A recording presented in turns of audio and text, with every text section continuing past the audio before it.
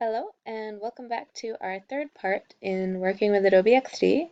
This is going to be a really short one on how to use box shadows and text shadows in Adobe XD and converting those into BBCode format. So let's head to our Adobe XD page. We have our code from earlier, not our code, sorry, our design. Let's say we want all of these to have cute little shadows on them. I'm going to select our object, and in our appearance panel, we have the shadow option. If you click on this little checkerboard, we can choose a color. It doesn't really show up too well. You can kind of see it here, but we're going to alter that. So if you drag this, it changes the opacity. Let's make it 100%. Let's go with black. Let's go with a black shadow. Now, one thing that I don't understand why, but Adobe XD just doesn't have this feature. It doesn't have the eyedropper for the shadow like it does with the fill and border. So if you want to use a color that's already in your color scheme, you're going to have to go to that object, Control C, Control V into your shadow color. It's annoying. I don't know why. Adobe XD has a lot of different issues that for some reason didn't cross their minds when developing it in order to make it more user-friendly. For example, no dark mode, but alrighty, back to our shadow. I'll get off my soapbox. Um, so over here is our X, Y, and B. X is going to be what offsets the shadow to the left or right. Let's make it 3. As you can see, I actually don't know if you can see that. I don't know if you can tell, it offset it so that it's more to the right rather than just straight down. If we go back to 0, the shadow just goes straight down. So let's go 3. I'm okay with that Y being 3. And this essentially talks about how hard or soft the shadow is. So if I make this 20, it's going to be really spread out, not too visible, not too opaque. If I make it 0, which is what I do 100% of the time, it's going to be a solid shadow. You can mess around with that. It's a personal preference thing. I absolutely hate soft shadows. Can't stand them. I don't know what's happening there, but I think I just made a line somewhere. We're gonna pretend like that didn't happen. But yeah, so that's our first shadow there. Let's add a shadow to this guy.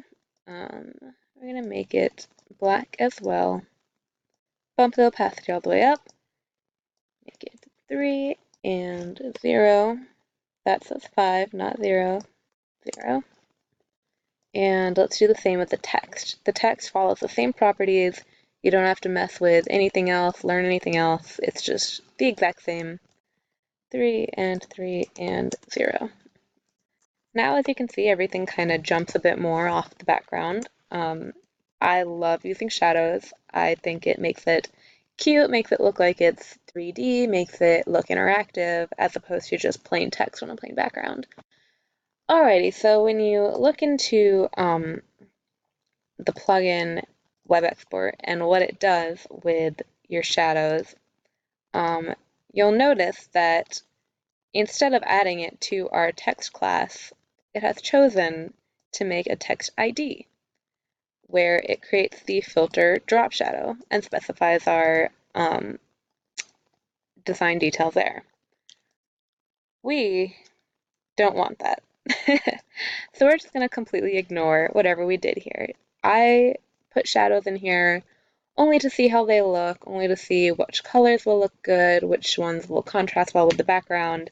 I never use the code that it gives me because we can't use IDs in BBCode, and if we could, it would make things a lot more compatible with Adobe XD, but it's a battle for another time. We're going to head back over here, our little Napoleon Bonaparte code, and edit it.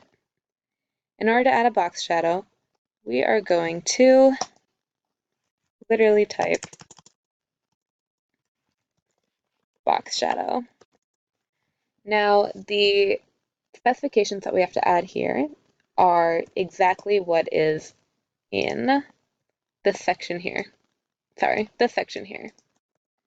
Our first is going to be our X offset, second is our Y offset, and the third is our spread value, which we don't want any spread here.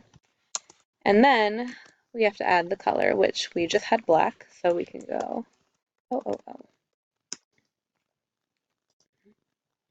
And if you look, we now have a shadow down here. We can do the exact same thing in the text container.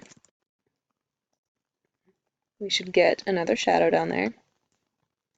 And finally, for our title, we're going to do the same thing, except instead of box shadow, it's just going to be text shadow.